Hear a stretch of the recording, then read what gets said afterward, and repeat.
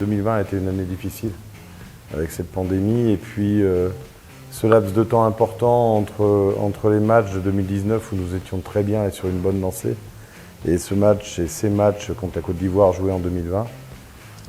Il y avait tellement de temps que manque de repères, donc ça a été difficile. En plus de cela, la Pro League a arrêté, donc je ne pouvais pas faire appel aux joueurs locaux qui étaient hors compétition, sans compétition. Donc il a fallu trouver d'autres joueurs que je remercie et qu'on a trouvés et qui sont venus compléter le groupe.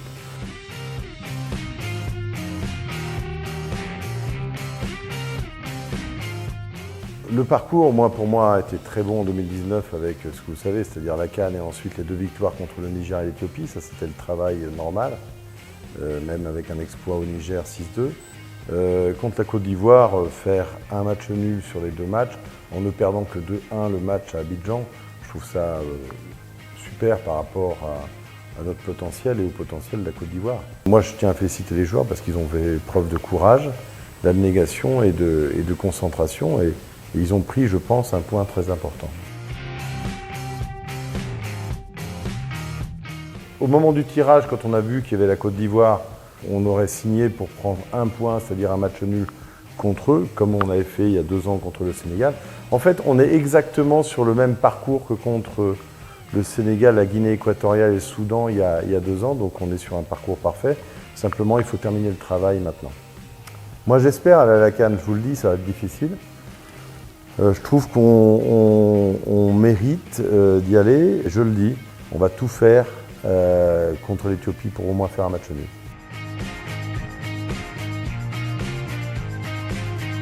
Concernant la Coupe du Monde, Tanzanie, Bénin et RDC, je le dis depuis le début, c'est un groupe ouvert, c'est-à-dire où on peut terminer premier comme dernier.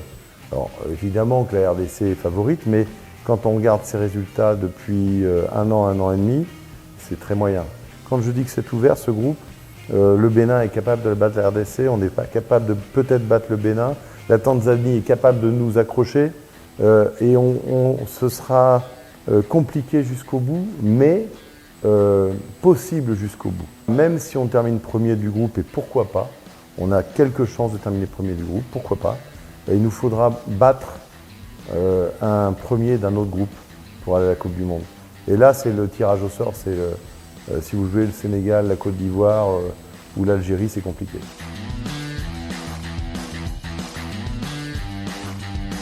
Forcément, il y aura des locaux dans la sélection, comme il y avait eu toujours jusqu'à présent, excepté contre la Côte d'Ivoire pour les raisons que j'avais expliquées. On a un Théodin, on a un Rinjala qui revient bien en forme, on a Nina dont je suis très content dans les buts, et puis je vais forcément en trouver d'autres.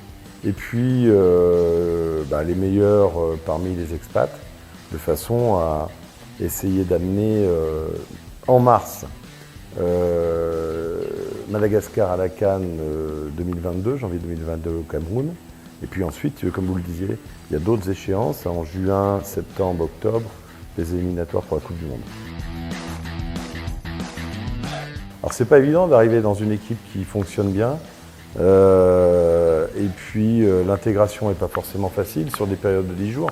Donc ils ont fait le maximum. Il y a des satisfactions et puis il y a des joueurs qui ont été un peu plus en difficulté. Mais chacun a donné le maximum, en tout cas a fait preuve d'un état d'esprit exceptionnel. Franchement, il va nous manquer. Je lui souhaite le plus prompt rétablissement possible parce qu'on a réellement besoin de lui. Ça c'est marrant parce que des noms, il n'y a que moi qui peux en donner. Et j'ai vu des noms circuler, parfois je ne connais même pas. Aujourd'hui, très clairement, tel que je le vois en ce moment, la personne qui paraît le plus susceptible de venir remplacer dans le groupe Thomas, c'est Théodin. Il faut être clair.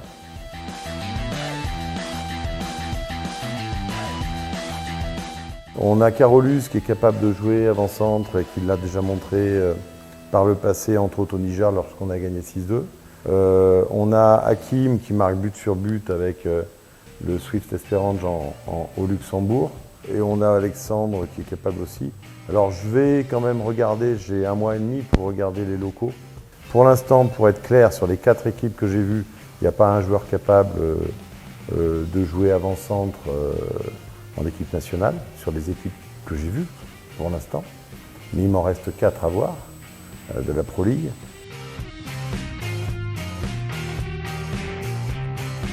Arnaud, pour l'instant, ne joue nulle part. Si on a la possibilité de le faire partir en Europe, alors il partira, et tant mieux pour lui. Pour l'instant, il n'y a pas beaucoup d'offres le concernant. En tout cas, c'est un bon joueur, Arnaud, et j'espère qu'il va pouvoir rebondir. Alors, je vais être sincère, j'ai soufflé au président Arnaud de Foussa le fait de lui proposer de venir se relancer pendant 6 mois avec Fous. Je pense que ce serait une bonne chose. Voilà, pour qu'il puisse se relancer, parce que là, je crois qu'il est en méforme totale. Et même s'il vient en Europe pour faire des essais, il aura du mal.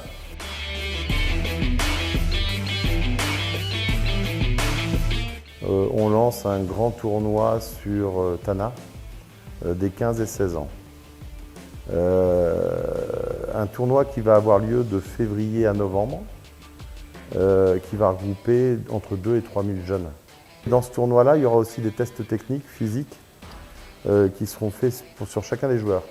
Et les meilleurs, c'est-à-dire les 20 ou 25 meilleurs, seront présélectionnés pour l'académie qui devrait voir le jour en janvier 2022. Dans le même temps, parallèlement, je vais partir en province, faire des détections pour voir les 15-16 ans de province, partout. Et je vais récupérer les 20 ou 25 meilleurs de province sur toute l'année, là, sur les 2 ou 3 000 qu'on va voir, pour qu'ils soient confrontés aux 20 ou 25 meilleurs de Tana en novembre. Donc en fait, en novembre, on aura les 40 meilleurs joueurs supposés 15-16 ans de tout le pays, Madagascar, et on choisira parmi eux la première promotion de l'Académie future des barrières. Dans la première promotion, il y aura 25 jeunes. C'est 25 jeunes sur les 4 ou 5 000 qu'on va voir. Et l'académie sera aussi gratuite pour tout le monde. Il n'y aura pas de choix par l'argent. Voilà, ce sera vraiment ouvert aux meilleurs footballeurs.